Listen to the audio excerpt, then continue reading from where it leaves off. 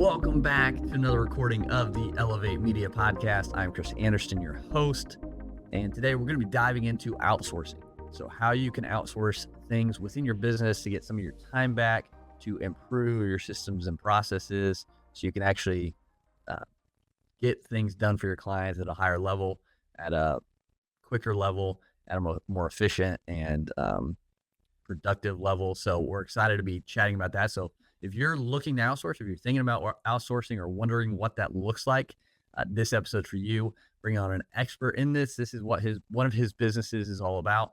Got Nathan Hirsch on the show today. He's a lifelong entrepreneur. He just wants to make things simpler for us out here in the entrepreneurship world. So he's had businesses that have started from basically nothing, very low investment, that's been sold. He basically went from making nothing to, thousands and thousands of $1 million in yearly revenue before selling it. And now he has a portfolio of different businesses with his partner. We're going to be diving into his business called Outsource School today. So Nathan, welcome to the Elevate Media Podcast today. Yeah, thanks so much for having me. I'm always down to talk about delegating and hiring. And I really build businesses by hiring really good people, and it's the key to everything. Yeah. So where did you kind of get started within figuring this out as far as hiring and outsourcing? Was there a moment that just kind of clicked, this is what we need to do and this works? Yeah, I had this Amazon business when I was in college. I started it in 2008, 2009. It was my first real business. It was exciting. It was fun, but I got overwhelmed pretty quickly. I was doing everything myself, working 7 days a week. It was stressing me out. It was hurting my grades, hurting my social life. And I finally hired a college student, and that went okay. I learned a lot about hiring and delegating and taking things off my plate, but I quickly realized that college kids were not reliable and had their own issues. So that buddy of mine introduced me to my first virtual assistant, and that really changed my life. I built this VA army to run my Amazon business, and then opened up a freelance marketplace offering all these VAs that I had and knew to these different sellers. And now I just build businesses completely remote, no office, very few US employees, if any. And I'm able to kind of run all parts of the business with VAs. And it all goes back to me being a college kid that had no idea how to hire or who to hire or what to do, and kind of figure it out on the fly. No, I love that. And I think, from a business perspective, especially those listening who are early on, this could be a great step into getting help, to having that team. How do you kind of combat people who are like, oh, why are we hiring foreign people? Why not just hire in the US? How do you kind of navigate those conversations with those people? Yeah, I really don't. If you want to hire in the US, hire in the US. I have teams that are hybrid US, hybrid internationally. If you're only limiting yourself to hiring people in the US, you're at a huge disadvantage from all your competitors. So there's lots of situations where you can hire someone in the US for $100,000 a year, but if they're spending a lot of their time on $5 an hour tasks, you're not really getting the most out of them. So I've seen people go through Outsource School, hire a bunch of VAs, and it actually leads to their business growing, and it leads to them hiring more US staff and increasing jobs that way. So there's no right or wrong. Every business is at a different stage. I've run businesses where hiring US wasn't really an option. It was a small business, the margins were small, and VAs were the only way. And I've run businesses that are more hybrid, and as you hire more VAs to get you off the ground, that leads to US hires down the line. So there's lots of different ways to build a business. I would just say, don't cut yourself off and limit yourself to your town and people around you. Open yourself to remote and open yourself to people all around the world. Yeah. And I agree. I think, it is a business, is a game, and you find the right people for the right positions wherever they are, if they're good at that spot. And so with that, thinking of outsourcing, bringing in these VAs, I know you've mentioned VAs, virtual assistants. Are those the only kind of people? Whoa, there goes Mike. We'll try that again. Are those the only kind of people that you can hire remotely, or that you're focusing on helping as virtual assistants? My hiring process that we use on Outsource School, or that we teach at Outsource School, works on any kind of hire. I hire a lot of VAs from the Philippines, but there's people that will hire VAs from South America or Pakistan or India using our process. We use the same process for hiring US employees. We use the same process for hiring the operators that we use to be CEOs of our different companies. So there's tweaks and small stuff you change along the way, but the mentality that, hey, you're going to hire people for skill, attitude, communication. You're going to set really good expectations. You're going to motivate them the right way and handle issues the right way and have really good SOPs, whether you build them or they build them. That mentality across the board is all the same. So I believe in my hiring process to hire whatever role, whether it's a PPC agency, a US coach, a US employee, a VA in the Philippines or India, the same hiring process works. Perfect. No, and that's good. Excuse me. That's good to have that system in place that you can kind of just maybe, like you said, make little tweaks to. Now, you did mention the Philippines, and you hire a lot from there. Is there a reason you settled and like hiring a lot of virtual assistants from the Philippines? Yeah, I mean, at this point, I've just built a lot of great relationships with people in the Philippines, so I get a lot of referrals and I have a big network. But to me, like, there's great VAs all over the place. But as an entrepreneur, if you've never done a lot of hiring, you don't want to go out and hire like one person from India, one person from Pakistan, one person from the Philippines. You're just creating a lot of potential issues. There's going to be a lot of learning curve, different cultures, different communication styles, different time zones. So you want to start with one place, and when you really master hiring, then you can expand out. And if you're going to start with one place, in my opinion, the Philippines has the least learning curve. We're used to working US hours. They speak English at a high level. For someone like me that's not great at accents, it makes it a little easier there. They consume a lot of the same media, the same TV, the same products, stuff like that. So there's no right or wrong there, but I try to just give people the easy in and give them some confidence and get them better and better at hiring, and then you can expand from wherever. Yeah, and what does that look like hiring from the Philippines? We'll just stick with that location for a VA as far as like the investment. Obviously, it can probably range, but what's kind of a good average people can, hear and think about when we're talking about hiring a VA from the Philippines?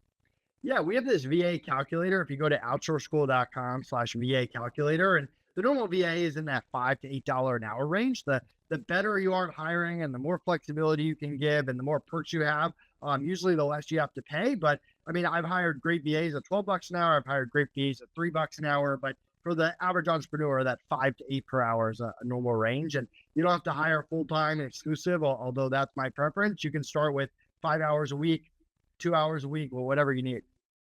Okay, awesome. So what is it? $5 an hour, 40 hours a week, $200 a week, on average. Looking at for someone there, and for them, that's a livable wage. That's pretty good, right? Yeah, the cost of living in different places of the world is way lower than the US. Perfect. So with that, if someone is thinking about, coming to you for the outsource school or just hiring VA in general, what are some things like when do they know?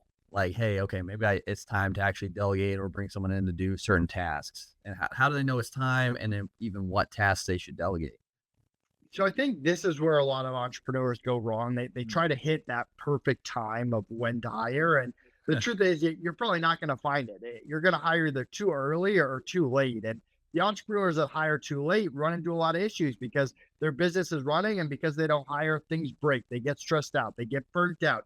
They're not able to focus on customer service, well, whatever it is. And the people that hire too early, you're really risking money. And maybe there's a chance you hire too early and the business doesn't do that well and you have to let people go. But usually when you're hiring too early is the way to go. Hire before you need it. That's what I try to do in all my businesses. You eventually build up to that point, and you're going to learn a lot about what your business needs and what that ideal person looks for when you're doing it. So instead of trying to find the perfect time, try to say, hey, how do I get in a little early, hire before I really need someone? Because if you hire too late, you're probably going to rush the process because you need someone so bad, you can't wait any longer. And that's going to lead to you potentially not finding the best applicant. So something to keep in mind there.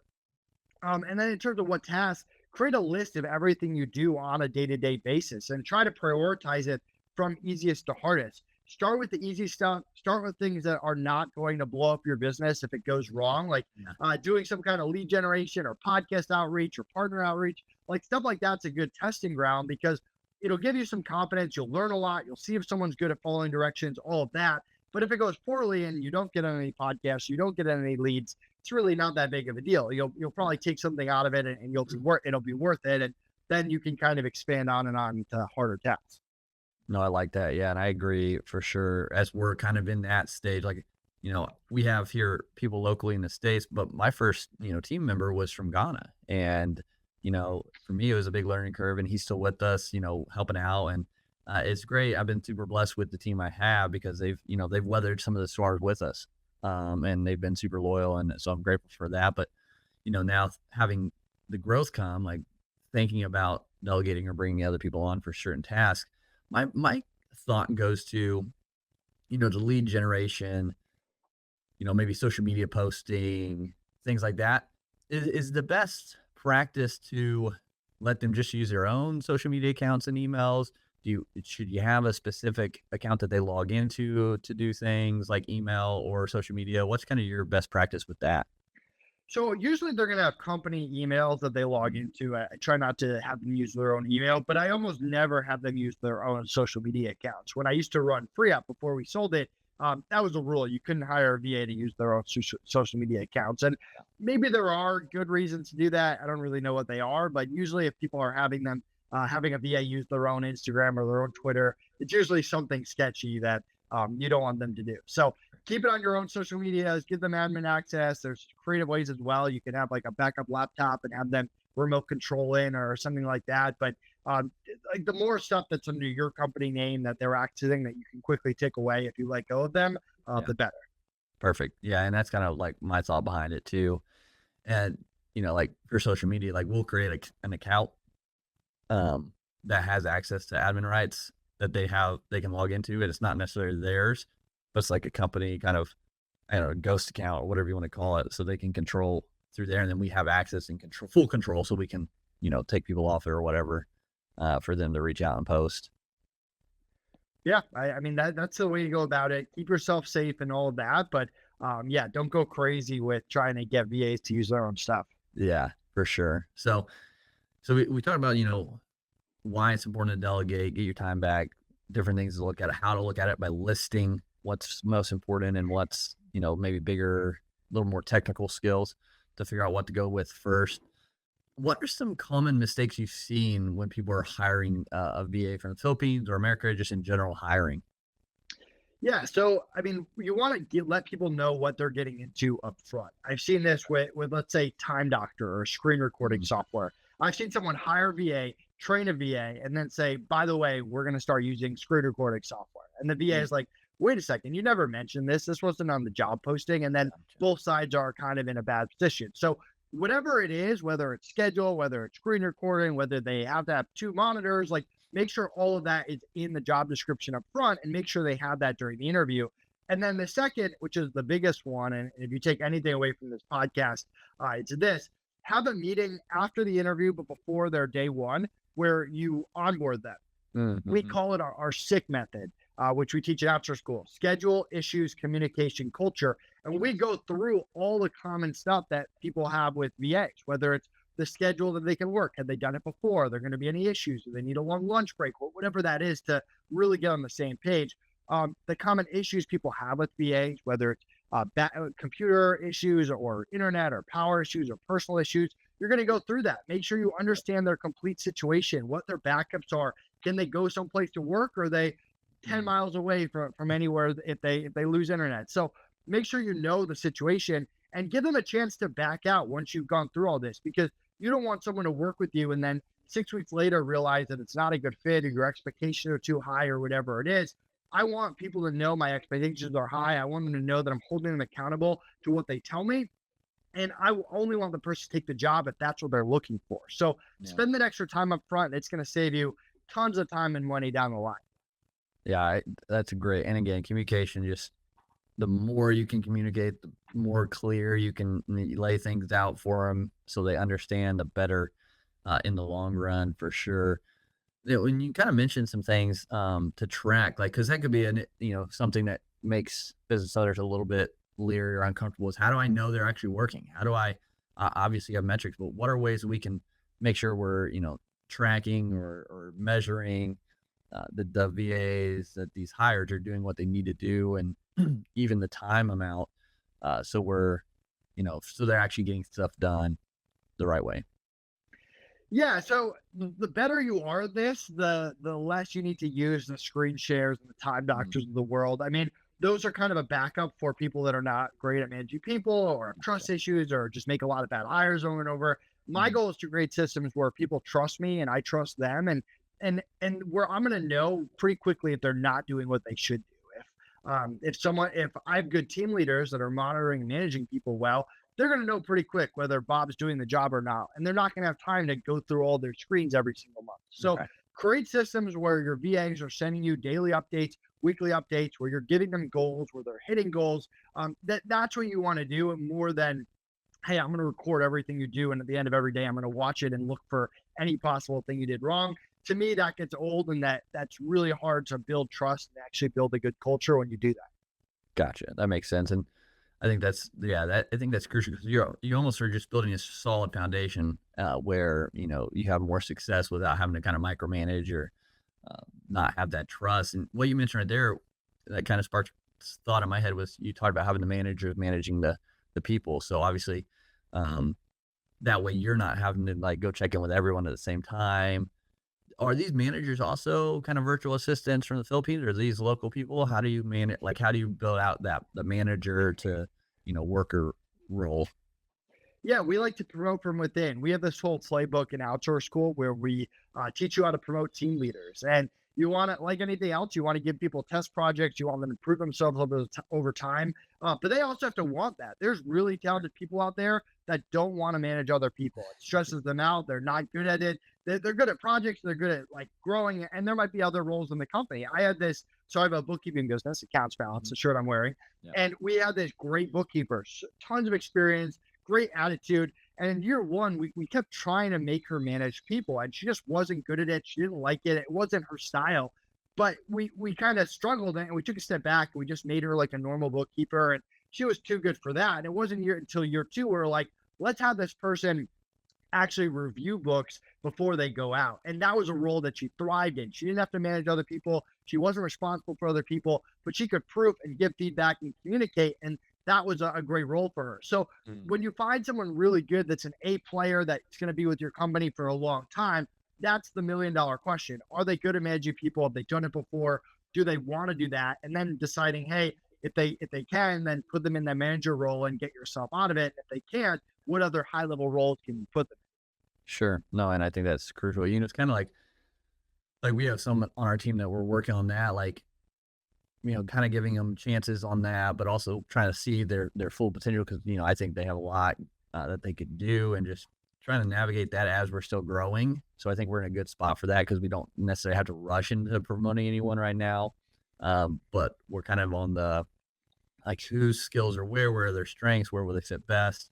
So as we continue to build out, um, hopefully, people can lean into those strengths and be happy and thrive kind of in those situations instead of like not liking that position kind of thing. So Yeah, I mean, all that's important. Whenever you're making a change or you're thinking about promoting someone or moving them to a different role, have a one-on-one conversation with them. See what they yeah, want, see what they like, what is their experience, what are they good at, what's their attitude towards whatever you're trying to do, and make sure they're 100% bought in before you put it on their plate.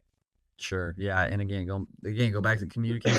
It's like that communication piece is so crucial in so many different aspects of building your business, whether it be hiring a VA, promoting within, or whatever. And I think we can't hit on that enough. Just having that clear, concise communication is going to really benefit you in the now and the long run.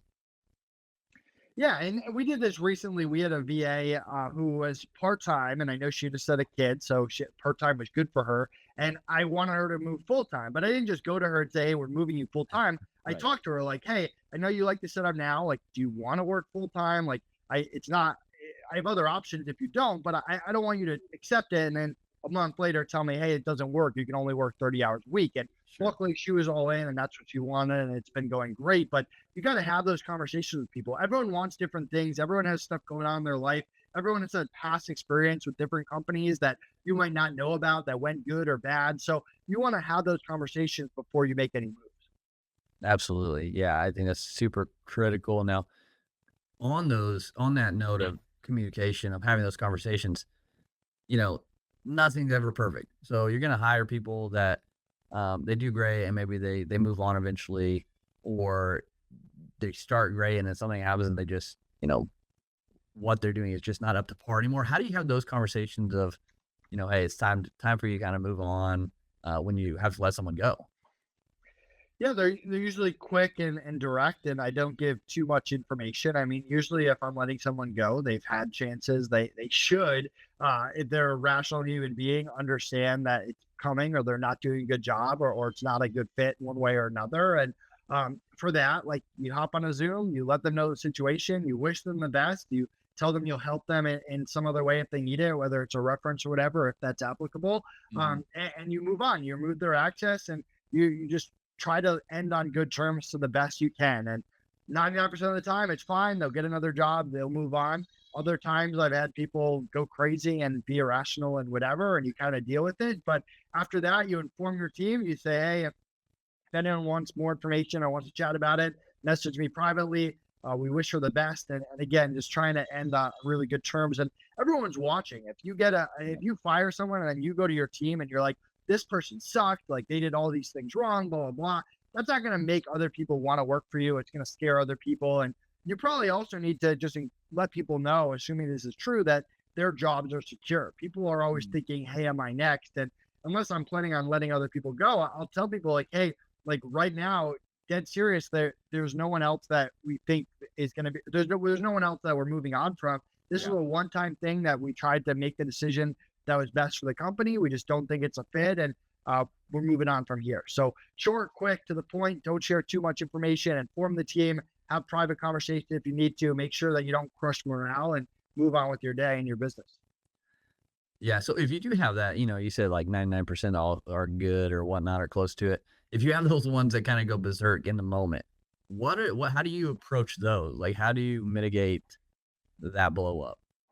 Yeah, so one creative thing that I've done, and this has worked decently well. If I know someone is like off the hook crazy, or they're not going to handle it well, or I think they're going to reach out to clients or talk to team members or whatever it is, I'm just going to be like, hey, I'm going to give you X amount of money. Let's say it's $600, but I'm going to pay you $50 a month for the next 12 months. But the second you reach out to my client or my team or do anything to hurt my business, those payments just stop. So from their side, like, what, they're not going to most usually they're not turning down the money to like hurt me. They'd rather just take the money. Sure. And if 6 months goes by, or whatever that time period is, they've probably gotten another job and forgotten about me and moved on. So there's other ways to do it that we're not talking a large amount of money there. It can be $200 or something, but some like little extra incentive to put the percentages in your favor. And there's nothing you can do to make it 100%. They won't hurt you, or reach out to your clients or whatever. But if you could protect your business for $500, like, why wouldn't you do it? Yeah, no, that is very creative. And yeah, just, always curious on that because you never know. And um, I think that's again why it's important as a business owner to have good relations with the client themselves. So if something does happen, it's kind of hopefully less effective once they hear it because like, dude, Nathan, like this guy said this and like, we don't believe it kind of thing. Cause you have that good relationship and good communication with them, or at least, they've had good interactions with you up to that point. So, Right.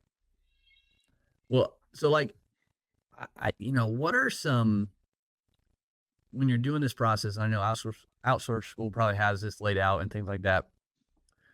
What are some key indicators you look for when you're hiring someone that's going to be like, okay, this person is going to be, possibly a, A plus player for us?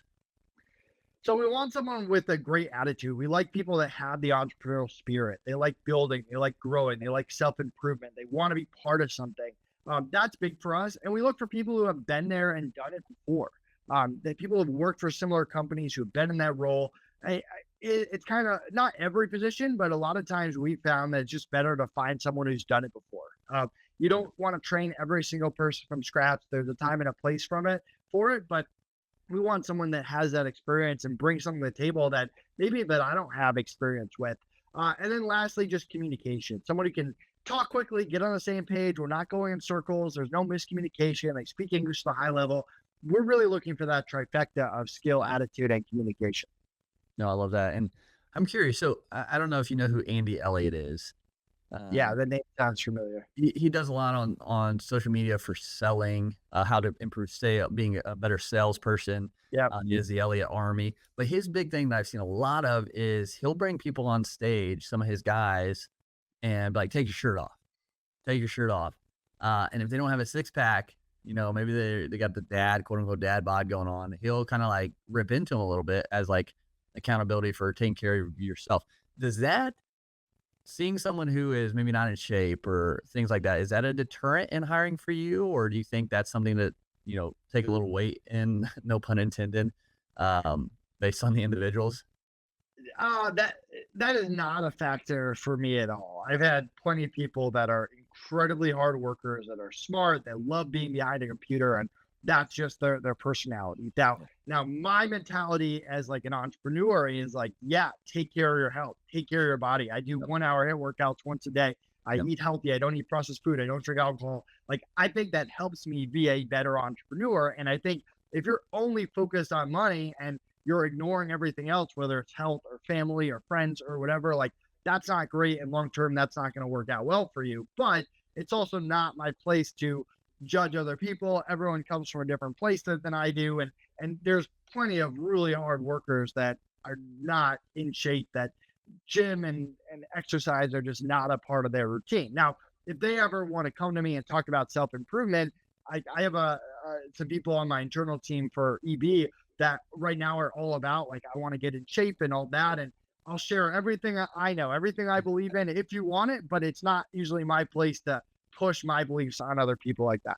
Same. Yeah, I agree. I think it's unique what he's doing. And understand what he's doing is like keeping them accountable to themselves, especially in sales roles. Cause you know, I think the stats, something with the stats on like if you're in shape, you have a higher percentage of closing.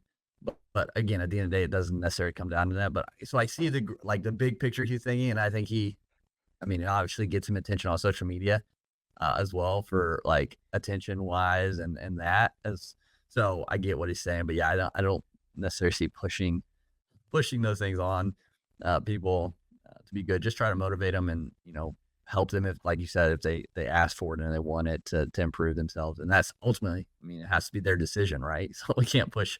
But I was just curious if you'd seen that or what your thoughts were on hiring uh, healthy, in shape people versus not. So Yeah, I mean, it's funny too. Like each business is different. Like hiring yeah, bookkeepers.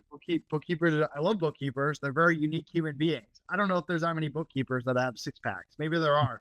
But every kind of role is a little bit different. Salespeople might be different than bookkeepers that are different than customer service reps or whatever. But I don't have the stats on that. right. Yeah, so that's awesome. But yeah, so people starting out in their business, um, listening to this, like you gotta, even if you're not ready to hire a VA, like kind of build with that thought in mind. So like what processes and systems can you start implementing that you're doing, um, that'll be easy to transition bringing someone on. So if someone is doing that, they're not ready for a VA, what can they do to prep, for that moment when they are? Or is there a certain way to build their systems and processes? Yeah, build SOPs, standard operating procedures, things you do every single day. Even if you have it in your head, get it down on paper. Start with the why. Why are you doing this task? What does success and failure look like? What are the steps to go through to do the task? And what are the important reminders or the do not do's for any reason? This is how we teach you to create SOPs in Outsource School. And just remember, hiring is the best skill you can have as an entrepreneur. If you're bad at sales or you're bad at marketing or you're bad at whatever, like hiring makes everything easier because you can always, if you're good at hiring, you can always hire A players and plug them into places that you need it. So whether you're hiring in a year or 2 years, learn how to hire now, learn how to build SOPs now, learn how to delegate all the stuff that goes with it. And it's only going to help you as you get bigger and bigger. Yeah, I love that. And, that made me mentioning hiring salespeople. Like for you, if you hire a salesperson, someone to close a deal, and get that process, do you hire them based on an hourly wage or is it commission or is it a mix? Never commission only. Okay. If it's a salesperson, it's an hourly rate or a monthly fixed price plus commission. Okay. Hiring people commission only. Sure, there are very select examples of that working out well, usually with a business that's already very successful, Mhm. that has a proven process that works. But the majority of the time, it's just entrepreneurs that don't have enough to pay people, and nothing's proven, and they're just trying to get people commission only, and that's not going to work out. So have a fixed price plus commission. That's the way to go. Okay. And do you have salespeople from the Philippines, or are those like US based? Like, does that matter? Yeah, no, we have salespeople from the Philippines. We have a whole playbook in Outsource School on how to hire sales reps from the Philippines. Awesome. And you don't see any barrier with like them being from the Philippines, talking to people in US or, in other countries at all? No, I mean, you or anyone else, go to Outsource School, book a call. You'll talk to a salesperson in the Philippines. They're great. I'd put them against any US salesperson. That's awesome. I love that. That's cool.